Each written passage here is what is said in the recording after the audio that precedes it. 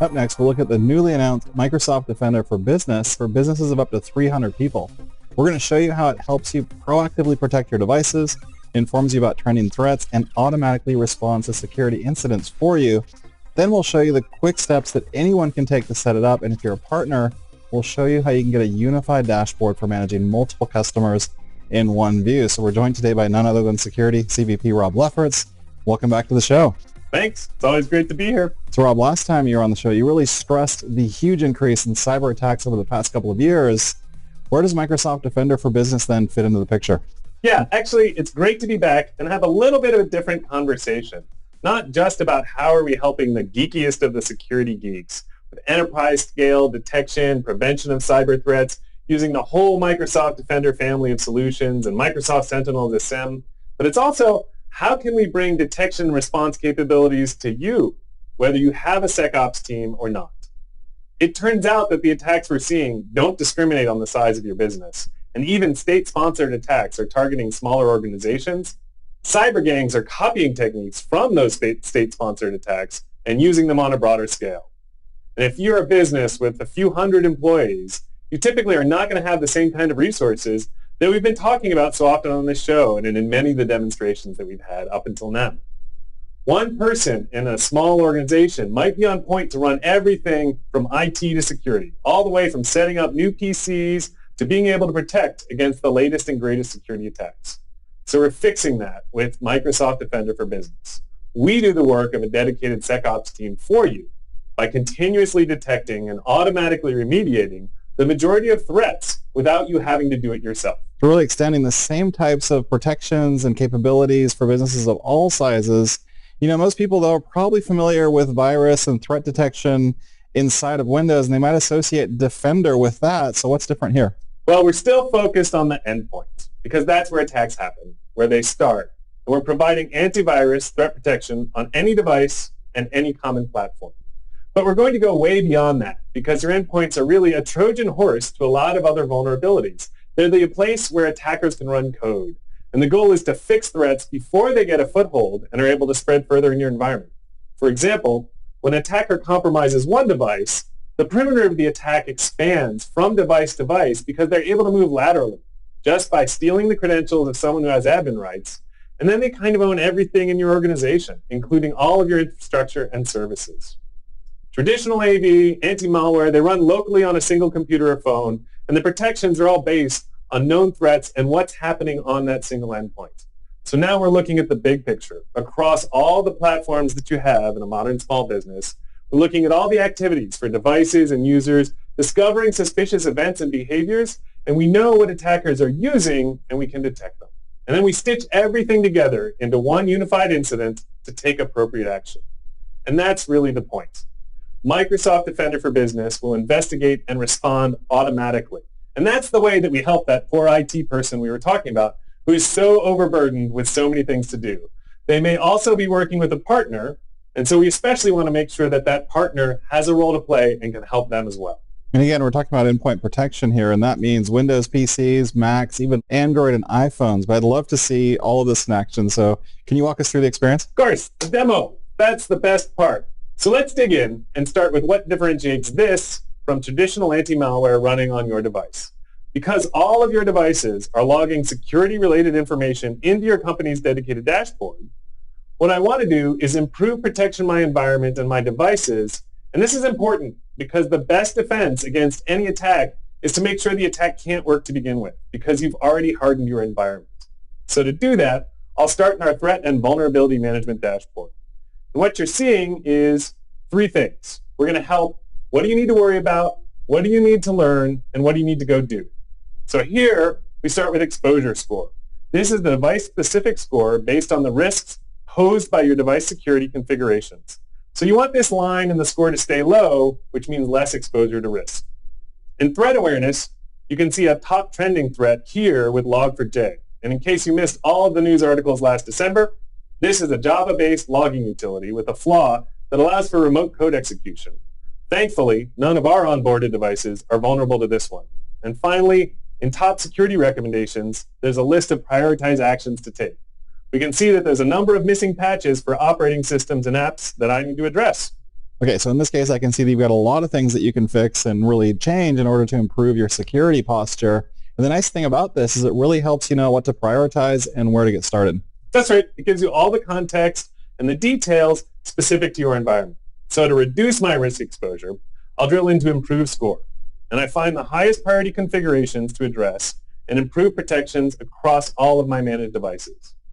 That said, beyond configurations, another great way to stay protected is to stay informed about what's going on and what are the new and current trending threats.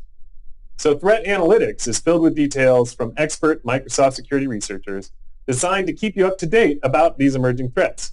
Think of it as the direct pipeline from our research team into your organization, and even for a small business, letting you know when you see something that's in the news. How should you really think about it? Or even better, how do I think about it before it shows up in the news?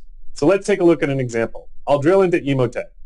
Here you see a detailed overview of the threat, an analyst report that goes even deeper, shows this great visual on how the campaign attack works, and below there are even examples of emails and the file attachments that you might see. You can read all about how it works and the things that it does once the attacker has gained a foothold into your environment, but most importantly, it gives you recommendations to protect you against this threat in your specific environment.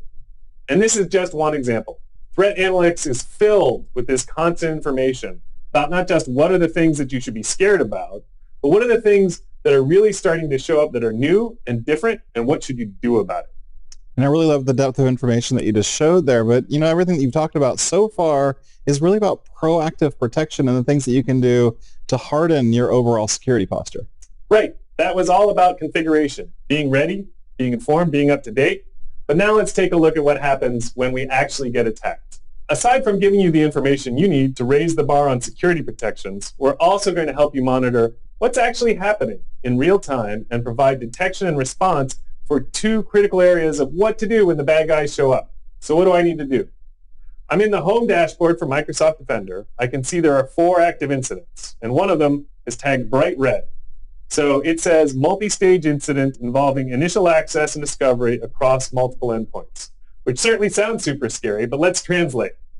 Remember how I said these attacks spread beyond a single endpoint to find a path into your resources? This is one of those cases.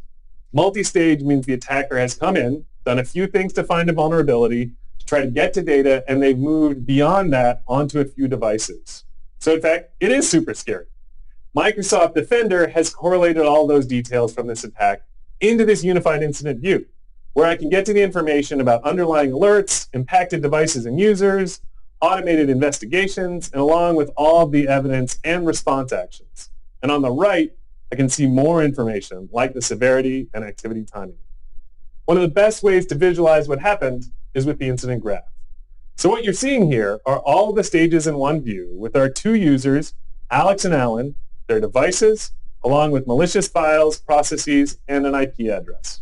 So you've got everything laid out pretty nicely there in that image, but how do you know like when it started or how it played out? That's a good question, because obviously it didn't just happen all at once. Let's dig in. On the left of each event is listed the sequence of the attack, and I can even play it so I can see the incident and how everything unfolded. It looks like this started with Alex and an Office VBA macro attack in Word using some PowerShell contained in a document to deliver backdoor.exe, which certainly doesn't sound like a good thing. No. It moved to another user, Alan, it ran its course, and even though it was scary, it was ultimately unsuccessful. In this case, no harm was done, and Microsoft Defender was able to automatically respond to the attack and contain the threat.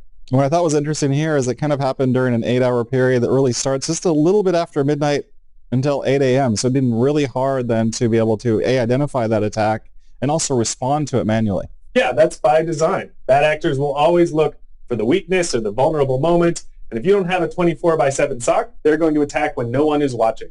That's why automated incident response is so important. So you can take actions directly from this view. For example, if I click on Alex's device and then into actions, I'll highlight what a few of these can do.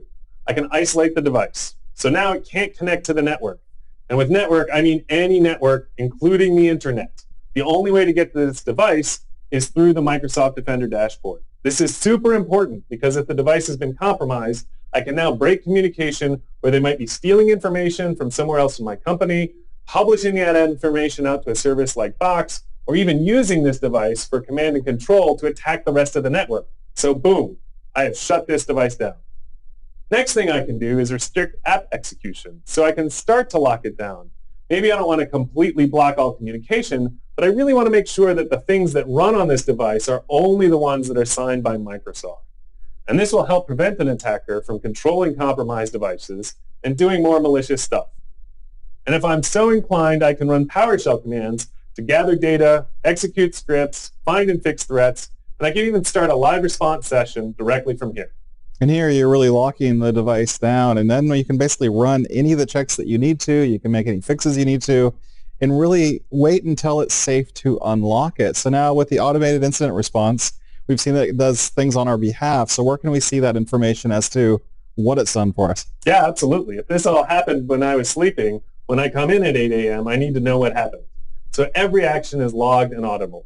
To look at the automated and manual responses, I can go into the Action Center history, see all of the actions taken in my environment to quarantine files, stop processes, and remove scripts that were automated.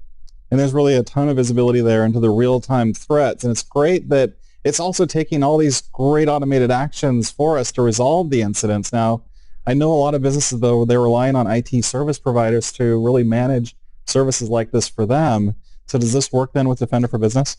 Yeah, it's actually key for us that Microsoft Defender for Business support partners who are helping organizations of all sizes. We've integrated Microsoft Defender for Business into our Microsoft 365 Lighthouse experience that's used to manage lots of organizations in a consolidated view. So now you'll only see this portal if you're a Microsoft partner. And from the home menu, I can investigate, navigate to security incidents, and it takes me straight into a view of all the active incidents across all of the customers that I'm helping.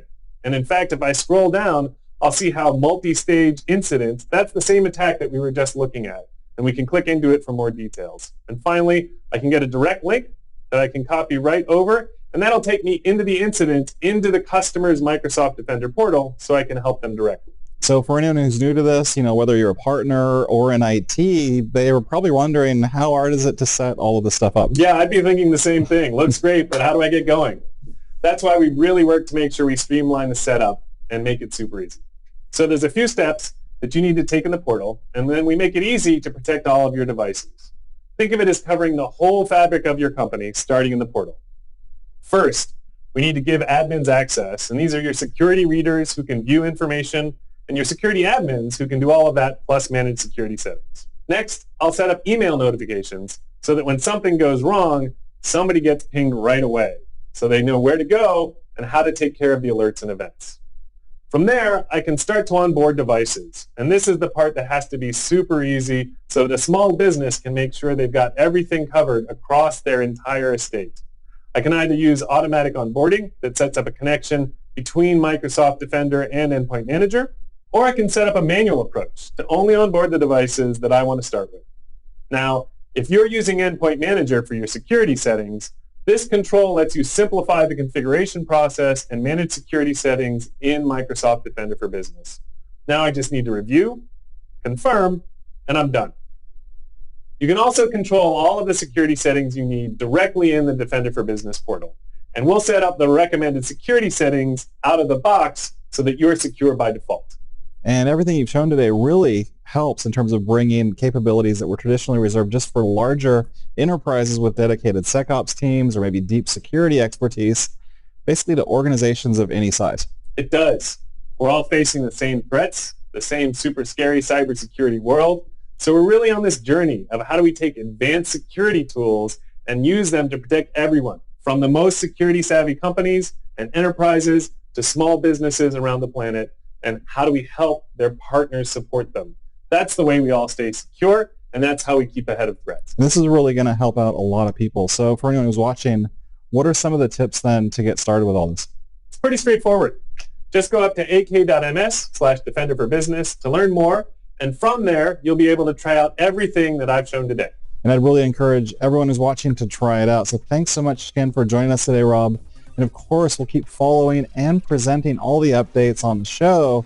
And if you haven't already, please subscribe to Microsoft Mechanics for the latest tech updates, and we'll see you soon.